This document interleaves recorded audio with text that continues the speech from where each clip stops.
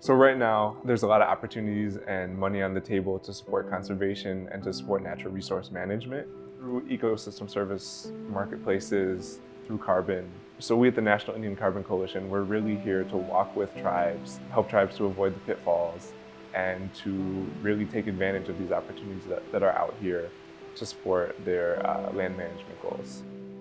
The work that the National Indian Carbon Coalition does, and really the role that we set out to be, is this unbiased external entity that provides tribes with the data and information that they require to make fully informed decisions on their land management and what to do with their land base. And so that's really our role, is to be this external, unbiased source of data and information for tribes. These are the tribal projects, and we ensure that their voices and their opinions are heard at every step of the way.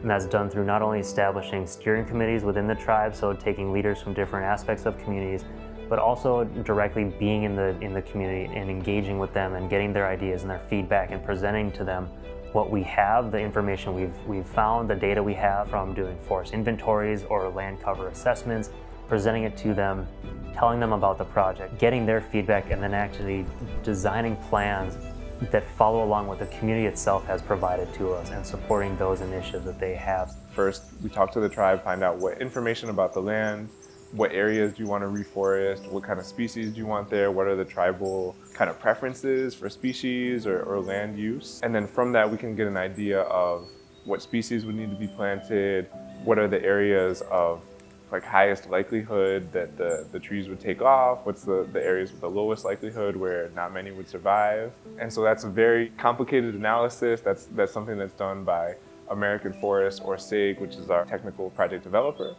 And basically from that, they can calculate what the inputs are to do the reforestation project, how much money needs to be invested, and they can also calculate how much carbon is going to be sequestered over time in that forest.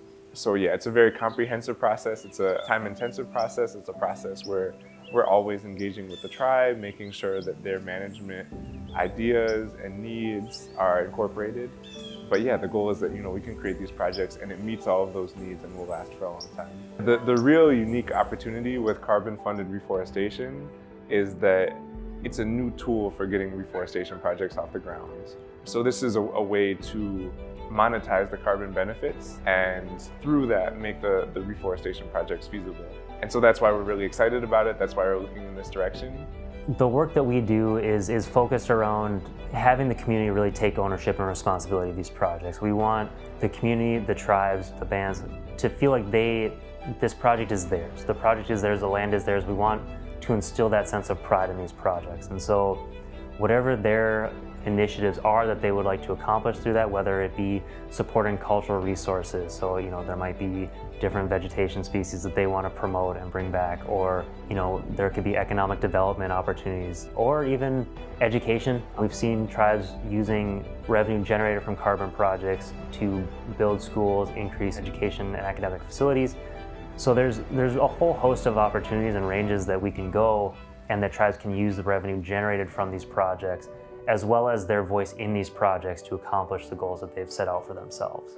And one way that we're sort of helping to track this and monitor this is the development of our Carbon Co-Benefits tool. It is a GIS-based platform based off of metrics outlined by the United Nations to sort of track metrics that monitor the land cover, land base. It looks at what vegetation is growing. Are we seeing more coniferous forest, deciduous forest, things like that. So it tracks that over time.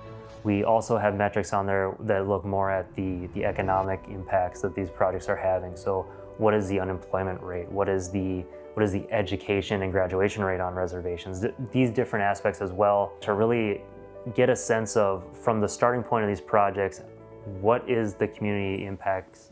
Are we seeing revenue generation being put back into the community? Is it actually having the positive impact we're hoping to see? Or are we seeing kind of stagnation, and where is it falling short? Our current model is based solely on publicly available open access data that we've just taken from different sources like state and federal registries and databases. We are working on figuring out a way to work with tribes to actually put more specific tribally developed data into this platform, but behind a firewall where only the tribe has access to it, so that they can monitor themselves the important metrics that they deem they want to watch. So to me, the National Indian Carbon Coalition we really are a way to catalyze these systems, these carbon markets, ecosystem service markets, to support tribes to meet their environmental and natural resource management goals.